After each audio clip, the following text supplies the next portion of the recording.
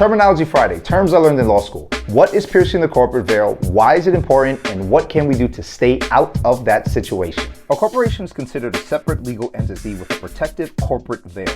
It's like an invisible shield, keeping shareholders separate from corporate liability. But there are times when this veil can be pierced by courts, making shareholders personally accountable for the corporation's actions. So, under what circumstances might the corporate veil be pierced? It varies by state, but in New York, for example, if there is evidence of fraud or when the corporation has been used as an alter ego. Fraud generally happens if somebody purposely uses the corporation as a shield for illegal activities or harmful actions. An alter ego scenario is when a business is so closely tied to an individual or entity that they essentially become one and the same. Why is this important to know? As a business owner, I certainly don't want my personal assets being at risk due to corporate decisions. So, by understanding the factors that can lead to piercing the corporate veil, I can better navigate my journey. How can we avoid being in this situation? Let's keep our business affairs separate from our personal affairs by maintaining a separate bank account for the business and not using those business funds to pay off our personal expenses. Let's document all business decisions by using meeting minutes and having a paper trail of all of those decisions.